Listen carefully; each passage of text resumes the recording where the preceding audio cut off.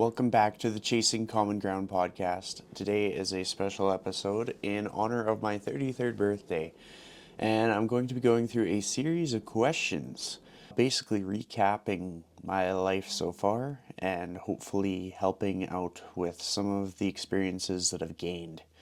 The first question is, looking back on your 20s, what is one belief or mindset that you had that you've completely changed your stance on now at 33?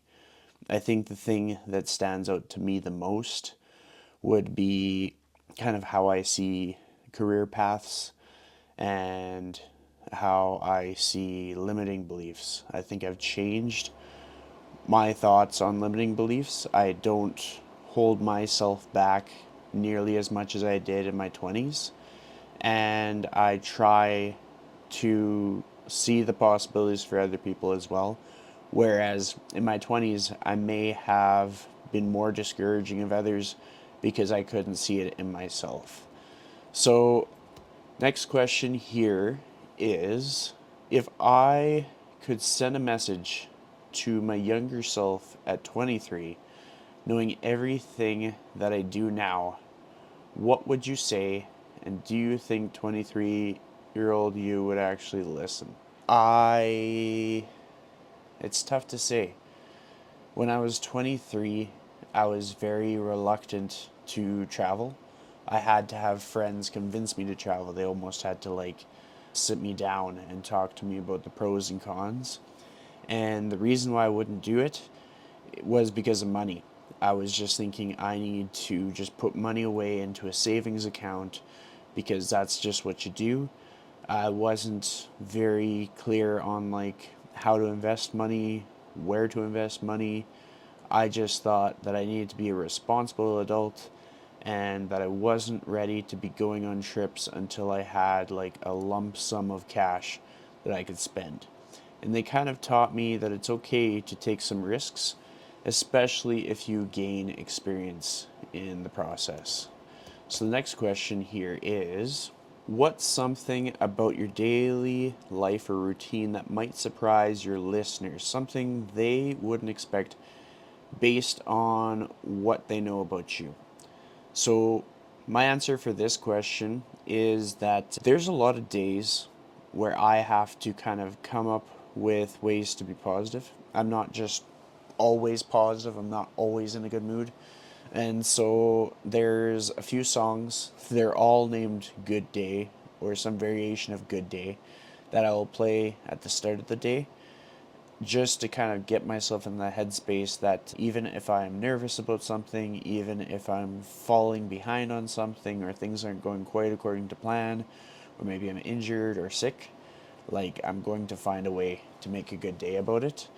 And some people will force a smile, some people will, there's all kinds of strategies that people might use, but that's the strategy that I use. So the next question here is, what's a personal challenge or struggle you faced in the past year that you haven't talked about publicly, and how have you worked through it?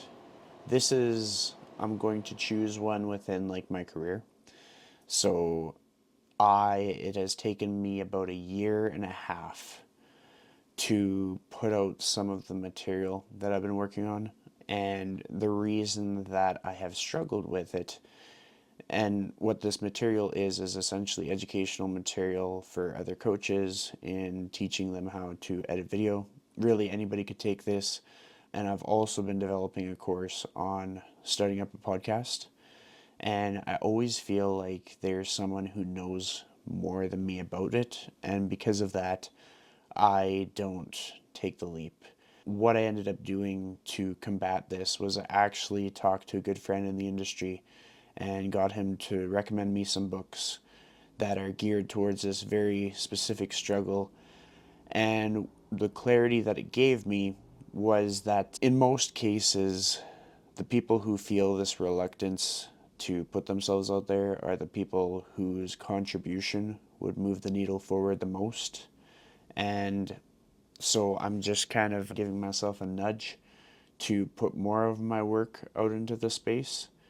And it feels silly even saying it. I feel like, who am I to take up more space with my career when I already occupy a lot of space, but that is something that I struggle with, which I didn't think that I would, but here we are. And I don't talk about it because I don't want to draw too much attention to it, because there's plenty of much more serious, much more pressing things to occupy our thoughts. But we're going to go on to the next question here. Next question is, if someone met you for the first time today, what's one thing they might assume about you that isn't actually true? So I tend to kind of assume that people will look at me and they'll kind of see like a bigger guy, bald head, beard, and they'll assume all of my interests. I mean, I do fit the stereotype in some instances, but at the same time, I don't. So, like, I do jujitsu, bald, podcast, white. A lot of people could kind of see me as being a Joe Rogan type.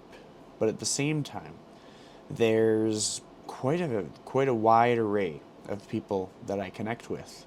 There's a lot of people that I've learned from in my life, and if you were to gather them all, it would literally look like a UN meeting.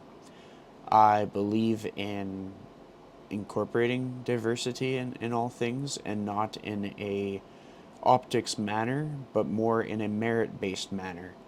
And you'd be amazed that what you can learn when you go into life with an open heart. I think that's the best way to put it, is just rather than being closed off to opportunities, be open to opportunities. And when you're open to opportunities, you can filter people through based on their intelligence. You can filter people through based on their character or their integrity or their compassion or their empathy, but you will still find a diverse group of people. And I think that's the beautiful thing about life, and the world is going to be that way whether you like it or not. There's a lot of different cultures that live and coexist together, and so you might as well learn to not only coexist in your own space but also travel. If you find that there's nobody that speaks different languages in your local community, then travel and learn from people and learn different languages and learn how to just do your day to day in a completely different environment and see how that changes your perspective.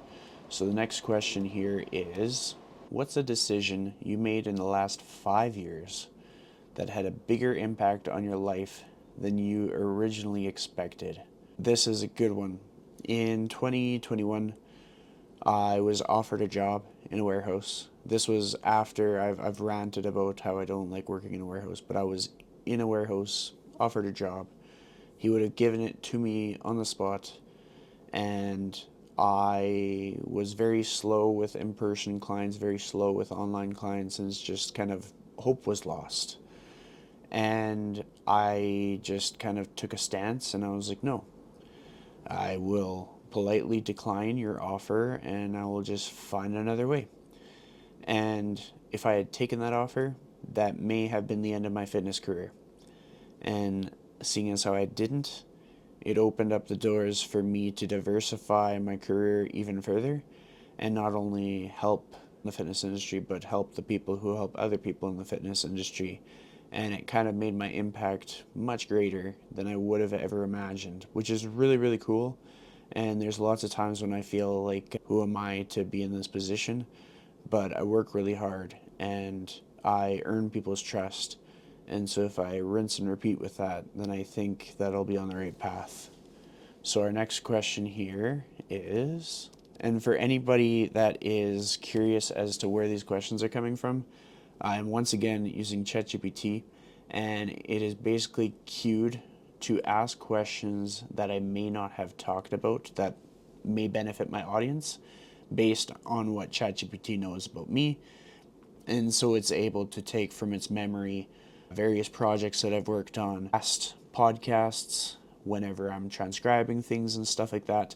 So it has a lot of substance to dig from, and it's quite helpful when it's just me chilling in Jasper with nobody to interview me. So the next question is there a moment from your childhood or teenage years that you think shaped who you are today in a way you didn't fully realize until recently? 100%. When I have some old like home videos and stuff or just memories about what I really did in essence as a kid, as a teenager. And it was editing videos, running around the yard, whether it was playing soccer or playing basketball in the machine shed or going around on my bike. We have this little path, and I just run a lap around there, and it felt like I was training for track or something. And I just always kind of had to be doing something, but a lot of it was interwoven with the how it felt to be on the journey. So whether it was how it felt to train for a track meet, how it felt to prepare for a cross country race, that was a big component of it. And so now to be in this position where literally what I do for work is so aligned with what I did as a kid is crazy. And I guess it's because it was just on my mind so intensely that it just kind of became reality. And there was times when I was distant from it and I was the least happy. And there was times when I was closer to it and I was the most fulfilled. And I say fulfilled rather than happy because even when you're doing meaningful work, it still has its challenges. And you'll still have your ups and downs, and you will still have to find the positive in your day, play those happy songs.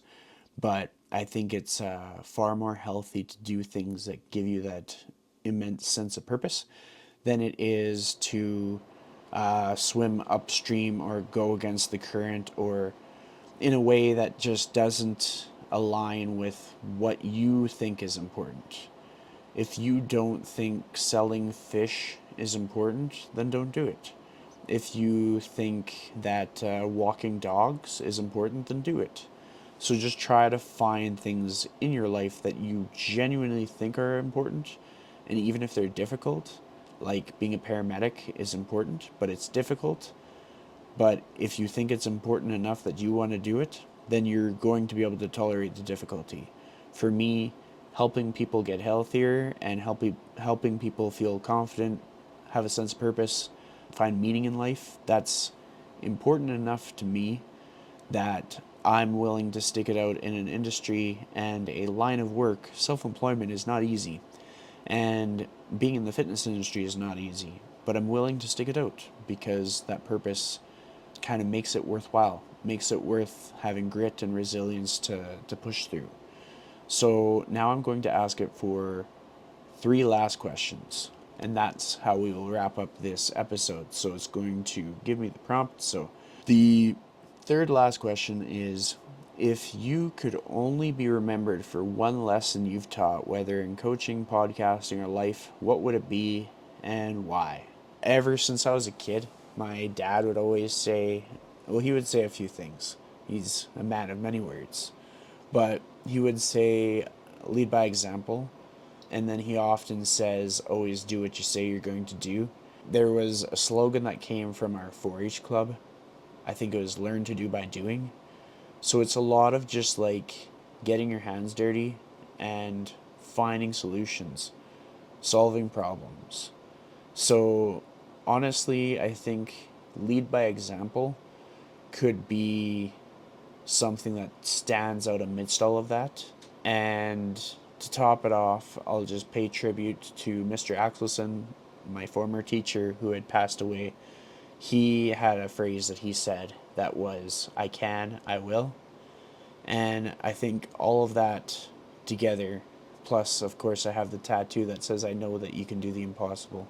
Like, that message, I think, is important. So if I've taught anybody to just find a way and keep going through it and believe that you can do it, and know that if somebody is going to doubt you, you're just going to have to show them why they're wrong. If that can be what I pass on, I think that'd be great. And then the next question is, what's something you're excited about for the next year that your audience doesn't know yet? That's tough. I think what I'm excited about is, well, this is a good one.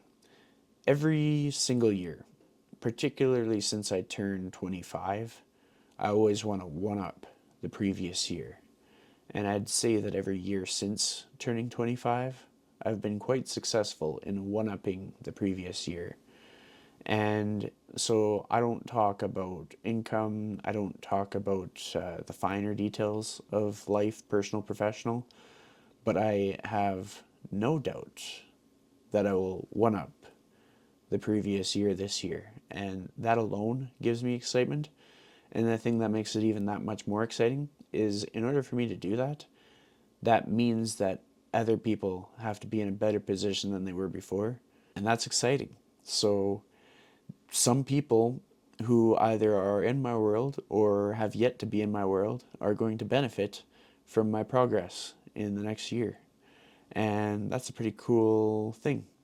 So I'm looking forward to that. And there's going to be some people who are veterans in the space, in the fitness industry. There's going to be people who have never been to a gym. There's going to be people who have been to the gym for 20 years. It's going to be a wide variety of people.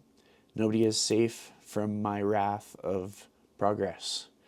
And then finally, the last question is, if 43-year-old you could give you advice today, what do you think he'd say?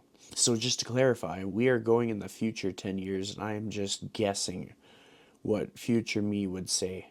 And I would assume that future me would say something along the lines of, don't stop doing what you're doing, because I think probably future me understands how frustrating it can get sometimes when you feel like what you're doing isn't working and you've been doing it for so long. But future me knows something that I don't know. And so whether it be, I think of this through the lens of I've been prioritizing my family as intensively as they would like, and I have been very hardworking in the sense that I know that if I work really hard in my 30s, it'll pay off in my 40s. So maybe my 43-year-old self is basking in the benefits of that.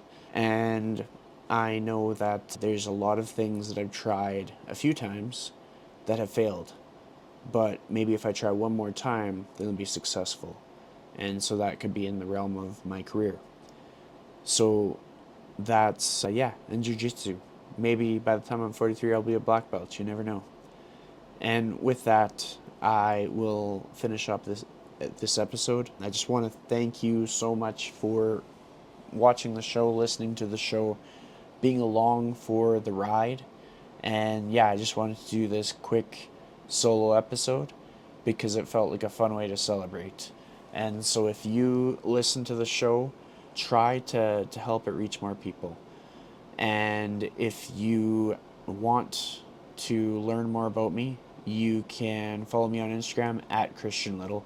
And thank you. We will catch you on the next one.